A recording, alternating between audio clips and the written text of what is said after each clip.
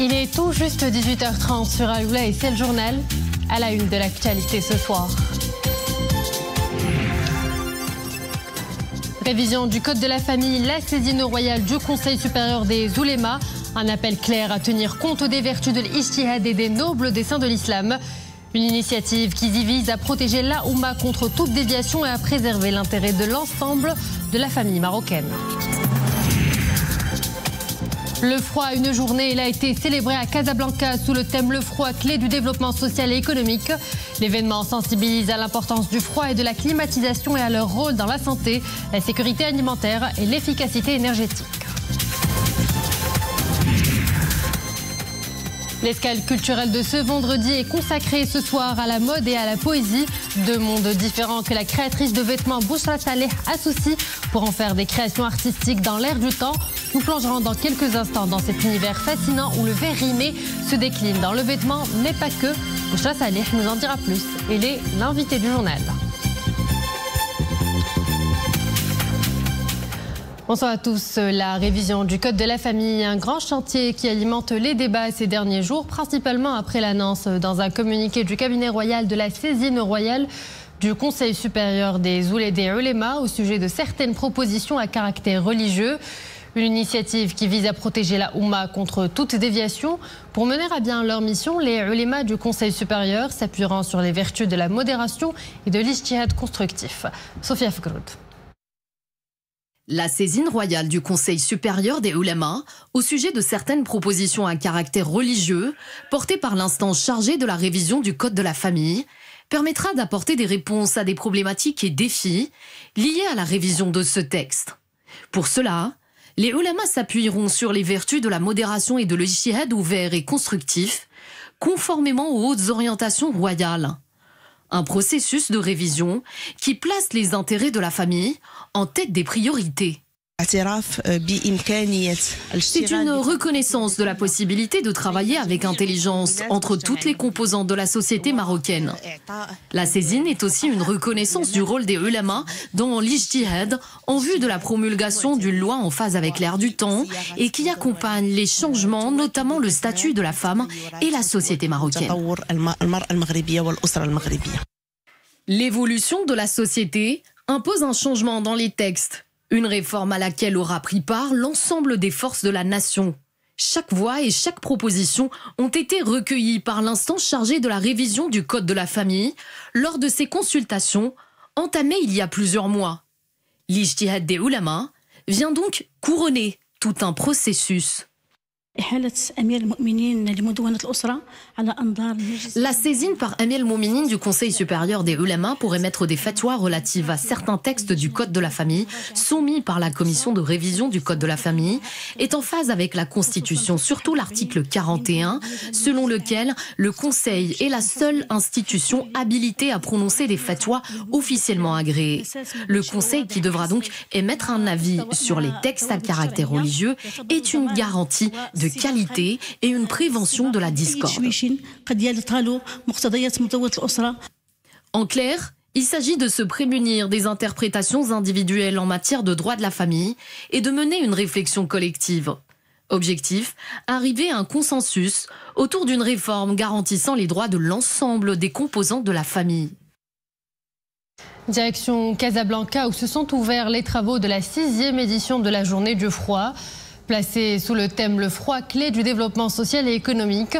Cet événement annuel organisé par l'Association marocaine des professionnels du froid vise à sensibiliser à l'importance du froid et de la climatisation, mais aussi à leur rôle dans la santé, la sécurité alimentaire et l'efficacité énergétique. Achor Ben Msaoud, Sarah Katir et Zakaria Moukin Billah. Ils sont aujourd'hui partout.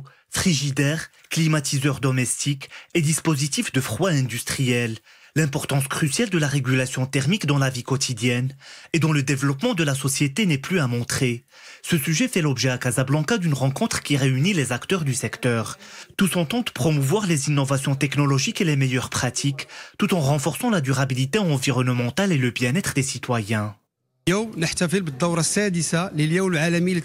Cette rencontre connaît la participation d'un ensemble d'experts du froid, des secteurs privés et publics.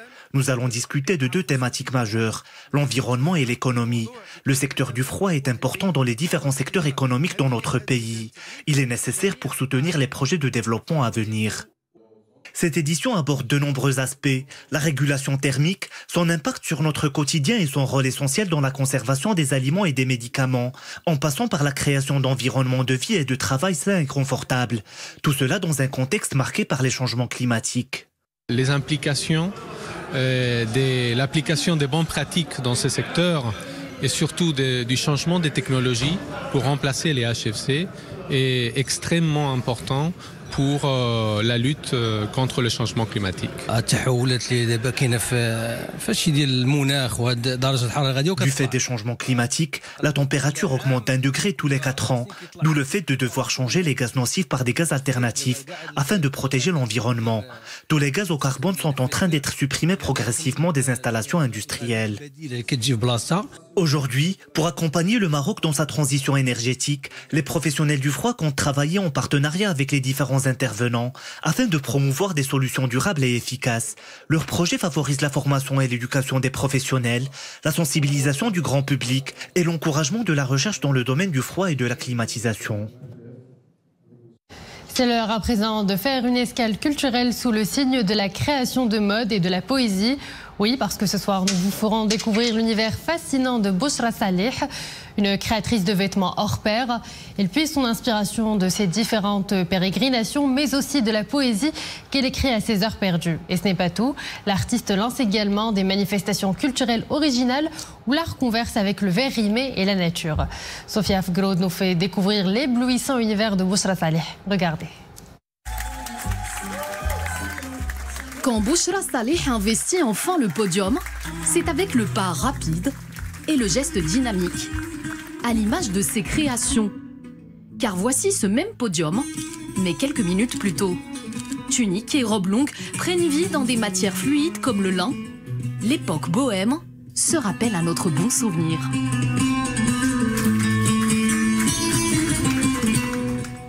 Couleur pastel, coupe à l'occidentale et parfois la griffe d'un mellem de l'artisanat. C'est que la créatrice Bouchra Saleh aime se jouer des frontières et présenter le contemporain à l'authentique.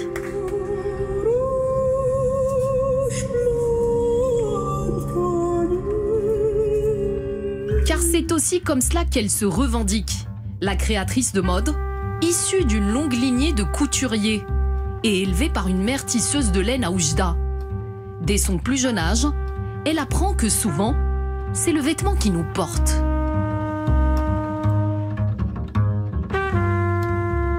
Je suis une poétesse du vêtement, dit-elle. Elle, la passionnée de mode et l'amoureuse des mots.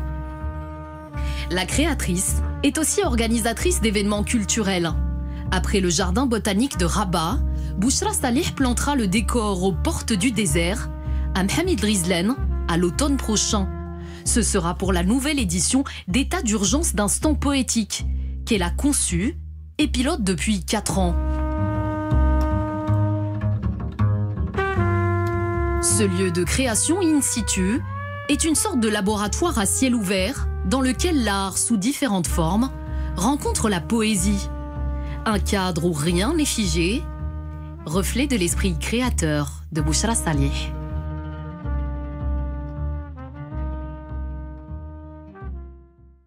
Et l'artiste et curatrice Bouchra Saleh est l'invitée de l'escale culturelle. Bouchra Saleh, bonsoir. Merci d'avoir accepté notre invitation. Bonsoir, merci pour l'invitation. Alors, vous êtes une créatrice de vêtements en constante quête de renouveau. Vous venez tout juste d'organiser un défilé de mode à Rabat baptisé Conversation entre les deux rives, Salé le vieux et Salé le neuf. De quelle manière avez-vous fait converser ces deux rives à travers vos créations ? Je voudrais dire que tout d'abord, je pense que je traverse un bon cosmos en ce moment, parce que ce défilé-là, il a existé, c'est grâce à la structure Atelier Shamsi à Missib. qui m'a invité justement dans le cadre de leur projet de main en main. C'est un projet initié depuis 2016. Et en fait, l'idée c'était que je vienne converser avec les ma'allimat artisanes femmes qui sont dans cet atelier-là, l'atelier Shamsi qui est situé à Youssoufia, pour apporter pour apporter le volet recherche que j'ai moi-même dans mes créations et qu'on converse ensemble entre ce savoir-faire artisanal et puis ma recherche. Et donc, j'ai réfléchi au sujet dans lequel je voulais travailler. Et nouvellement installée à Rabat quand même depuis 9 ans, mais j'aime les deux villes en fait. J'aime Rabat, j'aime Salé, et je voulais les faire converser via Boulgreg, via le patrimoine des deux villes, en termes de broderie, en termes de savoir-faire, même en termes du paysage architectural et en termes du végétal aussi des deux villes.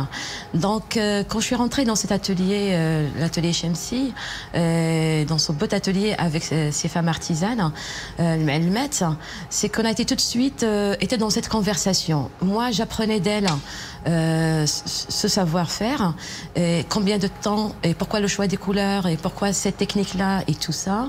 Et moi, j'arrivais avec mes livres, un peu, mais parce que mes écrits, je les garde pour moi, et on conversait autour de ça pour créer le vêtement, pour créer en fait cette collection en fait. Vous avez un rapport particulier aux vêtements, car depuis votre tendre enfance, vous avez baigné dans une atmosphère de création. Votre grand-père maternel étant couturier et votre mère créatrice de vêtements en laine. Que gardez-vous en mémoire de leur manière de sublimer l'habit? Ben en fait, c'est ce que je garde comme souvenir, c'est jusqu'à aujourd'hui à travers maman, c'est des vêtements singuliers en fait. Elle a toujours fait des vêtements singuliers. Et puis dans cette tradition de famille, mon grand-père, puis mon oncle aussi, qui a repris l'atelier, qui reprend l'atelier par la suite et qui existe toujours à Oujda jusqu'à aujourd'hui. En fait, chacun de nous en fait avait quelque chose qui a été créé qui est créé par eux, mais chacun avait un vêtement en fait. Ça, même des frères et des sœurs n'avaient pas le même. Et du coup, ça m'avait beaucoup touchée et je pense que c'est ce que j'ai gardé justement dans ma créativité, dans ma démarche créative en fait. Et parce que pour vous, le vêtement est une sorte de création poétique, vous avez lancé il y a 4 ans une manifestation culturelle intitulée État d'urgence d'instant poétique. Cette année, l'événement prendra ses quartiers à Mohamed El Ghezlan. Peut-on dire que cet événement est un laboratoire d'idées artistico-poétiques? Oui, je dis ça et un peu plus que ça parce que en fait l'événement que j'ai mis en place depuis 2018 et qui à aujourd'hui, il a toujours été là pour à inviter les artistes contemporains à avoir cette carte blanche, à investir le jardin par la création, parce qu'il y ait cet espace qui les inspire, mais aussi à tout le volet qui accompagne le projet, c'est-à-dire pendant les 3 semaines d'exposition, c'est de la démarche en fait de transmission, de partage, à travers des ateliers avec les enfants, à travers les visites guidées et à travers des temps de conversation avec les artistes. C'est-à-dire rapprocher l'art contemporain du public et de le transmettre en fait. C'est un projet qui rassemble ces éléments-là. Et quand est-ce que cet événement aura lieu à Mohamed El Ghezlan?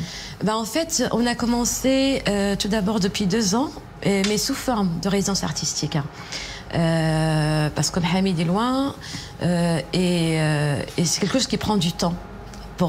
C'est un territoire que je connais un peu, mais pour installer ce projet-là, ça va prendre encore un peu de temps.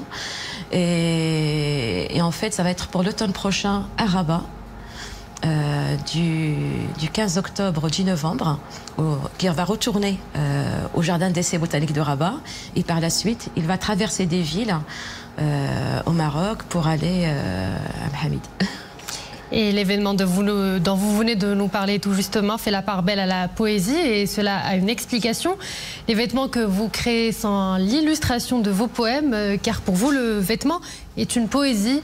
Comment expliquez-vous ce mécanisme de création artistique? En fait, parce que j'écris et l'écriture, elle est physique en fait. Et puis le vêtement, c'est le corps qui le porte. Et je travaille sur cette dynamique-là en fait. C'est d'où vient justement ce rapport au corps et ce rapport aux vêtements. Et je vais encore revenir sur le défilé, justement, à travers justement ces broderies-là, en fait, qui sont, que ce soit de Salé ou d'Araba, qui sont, moi je trouve que c'est vraiment de la poésie, en fait. Le choix des couleurs, hein, des Melmet, que je remercie beaucoup, justement, ça a renforcé, justement, et ça m'a ouvert, en fait, justement, sur ce savoir-faire, en fait. Boshra Saleh, artiste et curatrice, merci d'avoir été l'invitée de l'Escale culturelle. Merci à vous. Je tiens à remercier aussi l'atelier Chemsia Messi et l'Institut français d'avoir accueilli le défilé de mode. Merci d'avoir été l'invitée de notre édition. Merci à vous. Et avant de nous quitter, je vous emmène dans la capitale du Souss qui accueille le festival Timitar. L'événement fête cette année ses 19 ans et il garde toujours le même esprit marqué par l'ouverture sur la musique du monde tout en continuant à faire rayonner la musique amazigh. Hier soir, l'une des affiches de la soirée d'ouverture était le chanteur égyptien Hamza Namira, connu notamment pour ses reprises réussies de grands tubes de la chanson arabe et amazigh.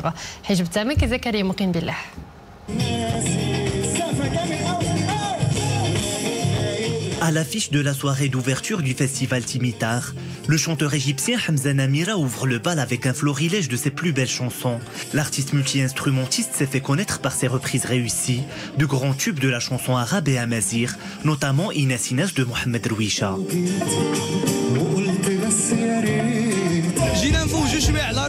Nous sommes là pour nous divertir. Ce festival fait la part belle aux artistes amazirs comme Karim Lejouad. L'ambiance est géniale et le festival est bien organisé. J'arrive de Khnifra. C'est la première fois que j'assiste au festival de Timitar. On passe d'excellents instants.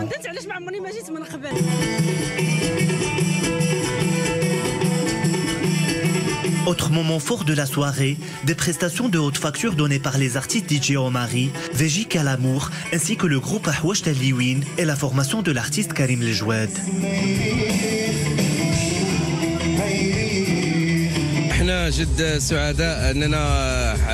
Nous sommes très contents de prendre part à la 19e édition du festival Timitar. Le public a répondu présent en nombre. Nous avons fait de notre mieux pour lui offrir le meilleur de notre art. En tant qu'artiste amazigh, nous sommes honorés de porter la devise du festival. Les musiques amazigh accueillent les musiques du monde. Et ce n'est pas tout, le public a également retrouvé l'artiste Zakaria Rafouli, connu pour ses chansons inspirées du patrimoine musical national. D'édition en édition, le festival Timitar confirme son positionnement comme rendez-vous ouvert sur les différents styles musicaux, une manière de célébrer la paix et le vivre ensemble.